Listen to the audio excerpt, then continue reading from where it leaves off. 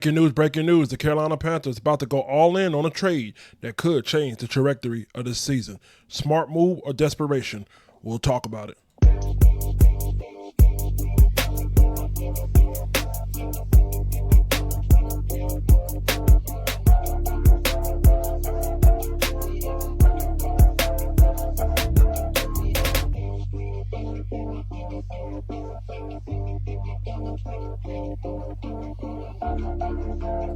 All right, hey everybody, I'm your host, Grande Gato, also known as the Big Cat. My 95ers, put your paws up.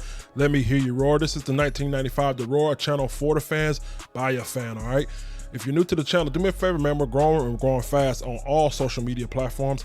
Hit the subscribe button, follow, like, share, and all that good stuff, man. Today, we're going to talk about the Carolina Panthers potentially trading for a disgruntled star, Trey Hendrickson. Does this make sense?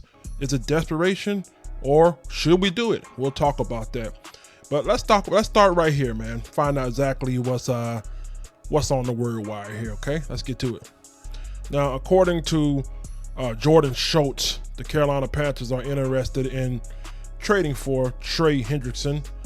He also said the Cleveland Browns and the Colts are in talks with the Bengals as well. If you guys don't know, Trey Hendrickson has been a dominant edge rusher over the last 4 years straight, 4 Pro Bowls, 17 and a half sacks back-to-back season. He has done it. He has done it all and some, okay? The only real problem with it is he's 30 years old, right? You know, time is an enemy to us all, right? It's eventually going to come for us, but his production hasn't dropped off.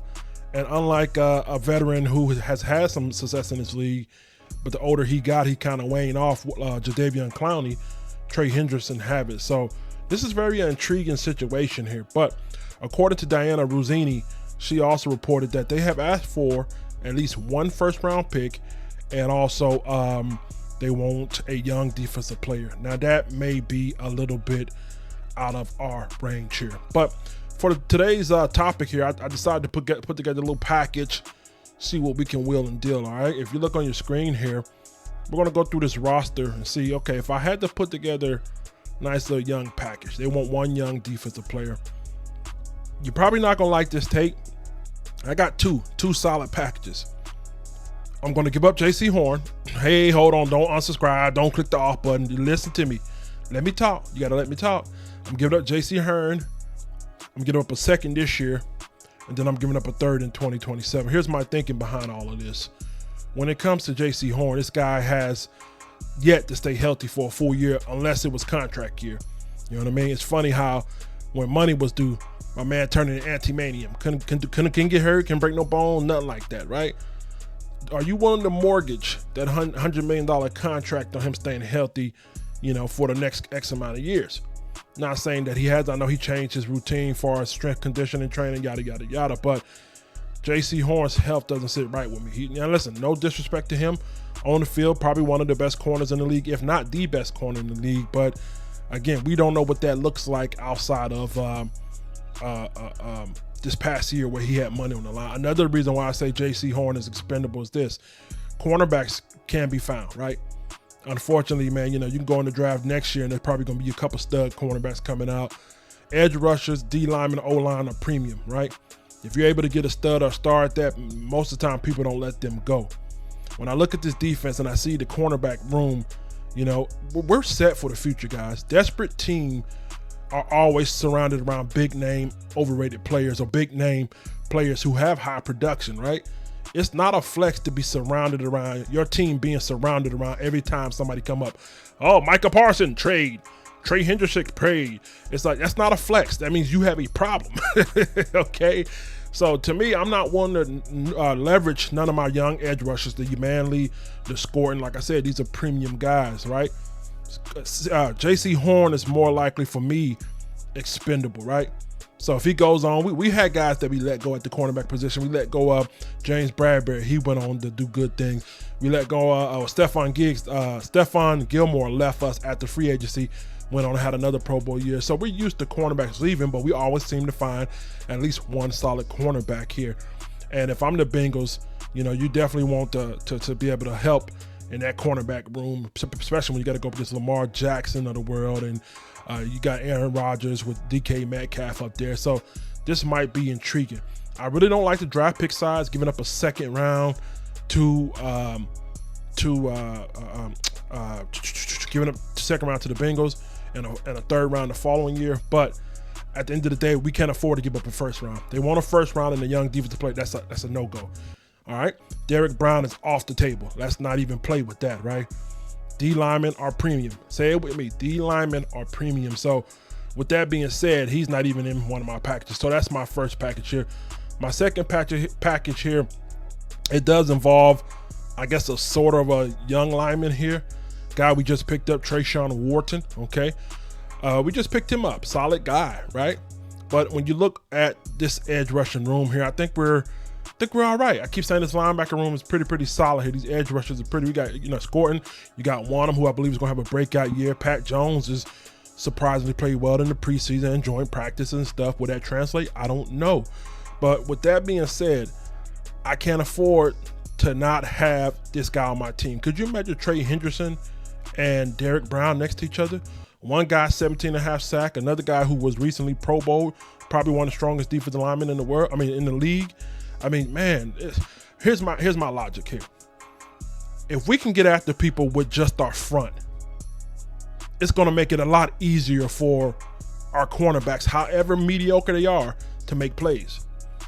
Okay? If you got a Trey Hendrickson chasing you around and you got a Derek Brown chasing you around, followed by the Umanleys of the world and the DJ Wanhams of the world, added on to that, you can have Mike Jackson and Bartholomew back there. Bartholomew or Damian Jones, whoever you want to have back there. You can have the mediocre cornerbacks. If you don't have time to throw, or if you're out there rushing throws, your mediocre cornerback's going to look good. How do you think Mike Jackson got paid? Okay. Okay. So miss me with that. We need corner. We already messed up there. You know what I mean? So my thing is this. Let's bring in more pressure up front and have just good enough cornerbacks. Mike Jackson is good enough cornerback. Bartholomew, he's mid, you know what I mean? And then we got Thornton, he's mid, but shoot, mid cornerbacks with great pass rush equals win, okay? So that's my thing here. My second package will be Trayshawn Wharton here, probably a second round this year, and then probably another third round in 2027. With this package, I'm saying this. You got to understand, he's 30 years old, y'all. He's 30-something years old. Although I like this guy, 17.5 sacks. My dad is a Bengal fan. Shout out to the 513, okay? But he's old. Brian Burns went for less. Brian Burns is young, and Brian Burns has a higher ceiling, I guess, in the long term. Hopefully he pans out to it. I don't know, but no one's trading for no 30-year-old edge rusher for no first-round pick unless you're just a really desperate team, okay? I like where this team is headed when it comes to this core and the nucleus of this defense. We're not quite there yet. Stop being antsy. Stop being the little girl that wants to play with the new Barbie doll every time it comes out.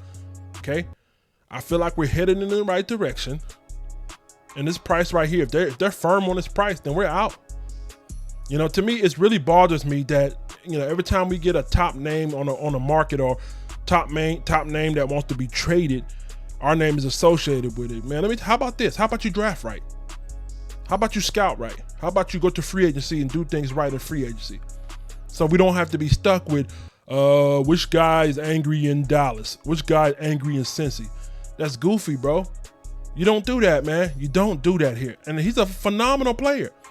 He's aging like fine wine as far as production-wise. Like I said, Clowney, a guy who was in this league at one point in time had success, and he's been going downhill, sack chasing. You know what I mean? Push come to shove with Nick Scorton being hurt here with the collapsed lung. God, bless him. God pray, safe. I think he was at practice today walking on the sideline. So that's good. If however long he's out, if you really, really need an edge rusher, for God's sake, call Clowney and get your 4 or 5 sacks for what it's worth. Because if you ask me, Scorton when healthy, I think this season he probably projected to do 4 or 5 sacks, right? Which is nice for a rookie. But if you're going to need them 4 or 5 sacks, call up, But if you can get this guy for a second round, I think he's definitely an impact player, man. You know what I mean? I think this goes from 5 to 6 wins to probably, anywhere between 7 and 8, maybe 9 on the high side, right? With him and this impact, he's going to win you about 2 or 3 games, right? So you got 5 or 6 off of GP, just general purpose or general principle of how we're built and constructed, right? 5-6 win. You're bringing another edge rusher outside of Derrick Brown, who's an elite edge rusher. You know what I mean?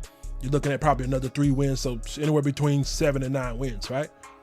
But this is not a flex that we're begging or you know, our name is in the ring right here, and I don't want to mortgage our future. Because think about it, man.